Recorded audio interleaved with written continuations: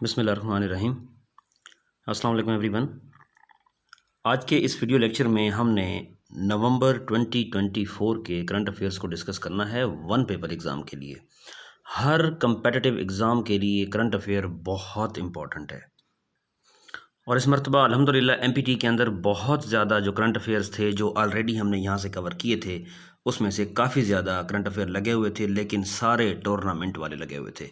T20 के लगे हुए थे, पेरिस के लगे हुए थे, ठीक है, टूर्नामेंट जो हुआ वहाँ पे, और इस तरह सारे, लेकिन थे गेम्स से रिलेटेड सारे, ठीक है। और यहाँ हमने कवर करवाए थे और सारी प्लेलिस्ट का लिंक मैं कमेंट सेक्शन के अंदर जो है पिन कर दूंगा, आप लोग देख सकते हैं, ठीक है जी। सो चलें हम स्टार्ट करते हैं उसको। मेरी कोशिश ये होती है कि कम से कम टाइम में आप लोगों को ज़्यादा से ज़्यादा चीज़ें कवर करवाई जाएँ। लास्ट लेक्चर में हम यहाँ तक कवर कर चुके थे, अब हम चलते हैं आगे। यूएसए का इलेक्शन हुआ जी, यूएसए का इलेक्शन हुआ 5 नवंबर 2024 को, और हर 4 साल बाद ये इलेक्शन होता है और नवंबर के फर्स्ट वीक में होता है।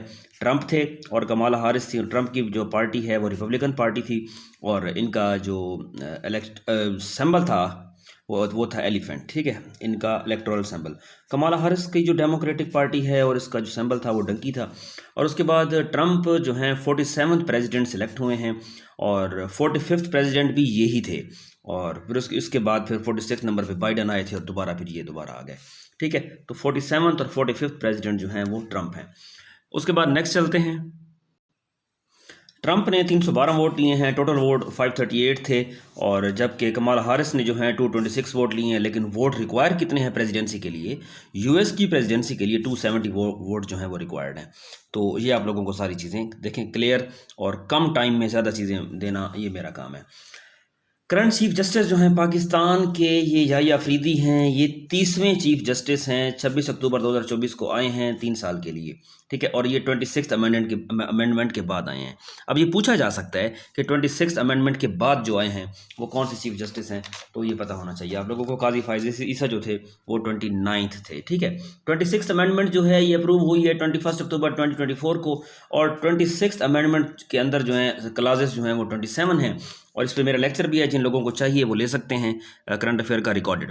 अगली चीज़ हमारे पास जो है वो ये है कि यहाँ एक पार्लियामेंट्री कमेटी बनाई गई है। एक पार्लियामेंट्री कमेटी के अंदर ये 12 मेंबर्स हैं, ये चीफ जस्टिस सेलेक्ट करेंगे, और 8 मेंबर जो हैं नेशनल असम्बली से हैं इसमें, और 12 में से 4 जो हैं वो सेनेट के हैं। तो 8 जमा 4 कितना हुआ? ये 12 हो गया, ठीक। 8 मेंबर सेनेट से हैं, और ये MCQs आया भी है अभी, ठीक है। MPT के अंदर ये आया था कि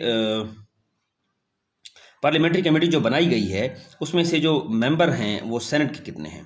सेनेट में से सेनेट के 4 मेंबर्स हैं, और अभी तक कोई हेड इसका सेलेक्ट नहीं हुआ कि सुप्रीम जो पार्लियामेंट्री कमेटी है उसका हेड कौन होगा, अभी तक कुछ नहीं पता, ठीक है जी। अच्छा, अपर एज लिमिट जो है चीफ जस्टिस की वो 65 ईयर तक इन्होंने कहा है कि 65 साल तक हो सकता है, और टेन्योर इसका जो है वो 3 साल है। ब्रिक्स की चेयरमैनशिप की बात करें तो 2021 में जो हेल्ड की यहाँ ब्रिक्स का समिट हुआ था वो इंडिया ने किया था, और 2022 में चाइना ने, 2023 में साउथ अफ्रीका ने, और 2024 में रशिया ने किया था। और कंट्रीज़ ने जिन ब्रिक्स को ज्वाइन किया है वो हमारे पास 4 कंट्रीज़ हैं, लेकिन यहाँ पे जो सऊदी अरेबिया है उसका यही हाल है कि जैसे कहते हैं कि अक्ल है महवे तमाशा लबे बाम अभी, तो ये सोच रहे हैं अभी, ठीक है। ईरान, इथोपिया, UAE और इजिप्ट ने ज्वाइन कर लिया। तो करंट ब्रिक्स के जो मेंबर्स हैं वो हमारे पास कितने हैं? 9। फर्स्ट समिट हुआ इसका रशिया के अंदर 16 जून 2009। साउथ अफ्रीका ने ज्वाइन किया 24 दिसंबर 2010 को। इस्टेब्लिश कब हुई? ये 16 जून 2009 को ही हुई, और फर्स्ट उसका फिर समिट भी वहीं हो गया था। फाउंडर कौन है? जिम ओनील इसका फाउंडर है। 16 समिट जो हुआ काजान रशिया के अंदर अभी हुआ है 22 से 24 अक्टूबर, ठीक है। ब्रिक्स जो ब्रिक बनी, ब्रिक 2009 में बनी, ठीक है। एस नहीं था, एस मतलब साउथ अफ्रीका नहीं था, साउथ अफ्रीका ने 2010 में ज्वाइन किया। इसका हेडक्वार्टर जो है वो शंघाई के अंदर है। तो ये सारी चीज़ें हो गई।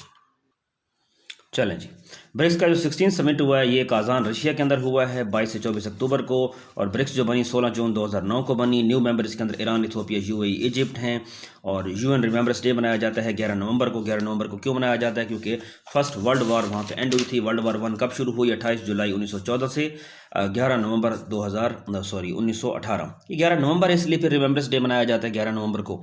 वर्ल्ड वॉर 2 जो है वो 1 सितंबर 1939 को स्टार्ट हुई, और 2 सितंबर 1945 को ये ख़त्म हुई। उसके बाद कहते हैं कि हाईएस्ट स्कोर जो है T20 क्रिकेट इंटरनेशनल में वो 344 बनाए हैं ये जिम्बाब्वे ने, और ये किसके अगेंस्ट बनाए थे ये आपने बताना है, ठीक है। पाकिस्तानी टीम के जो कोच हैं ऑस्ट्रेलिया से हैं और जैसन लिप्स, ठीक है, और मोहम्मद रिजवान पाकिस्तान की कैप्टन हैं, और पाकिस्तान ने तकरीबन 22 साल बाद शिकस्त दी है ऑस्ट्रेलिया को। तो ये भी आप लोगों को चीज़ें पता होनी चाहिए। उसके बाद हमारे पास बात आती है कि पहला जो नेशनल एम्बेसडर है फॉर चाइल्ड राइट्स यूनिसेफ की तरफ पाकिस्तान ने सिलेक्ट किया है। सबा कमर गई हैं, ठीक है, और एक्ट्रेस हैं पाकिस्तानी। और उसके बाद जरदारी ने जी दिया है अवार्ड पाकिस्तान निशान पाकिस्तान किसको, मलेशियन पीएम को, क्या नाम है उनका, अनवर इब्राहिम नाम है, 2 से 4 अक्टूबर को आए थे पाकिस्तान। वर्ल्ड हेल्थ ऑर्गेनाइजेशन ने पाकिस्तान को कहा है कि पाकिस्तान फ्री है किस बीमारी से, ट्रैकोमा से पाकिस्तान फ्री है, लेकिन पोलियो से फ्री नहीं है। ट्रैकोमा कौन सी डिजीज़ है, ये आई डिजीज़ है, ठीक है जी।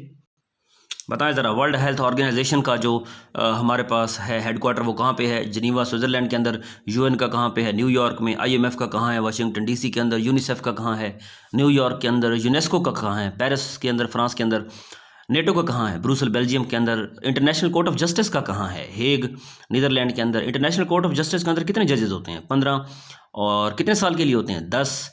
और FAO यानी फूड एंड एग्रीकल्चर ऑर्गेनाइजेशन कहाँ पे है, रोम इटली के अंदर। वर्ल्ड बैंक का कहाँ पे है, वाशिंगटन डीसी के अंदर। ये चीज़ें इस तरह रिवाइज किया करें, क्विक रिवीजन किया करें।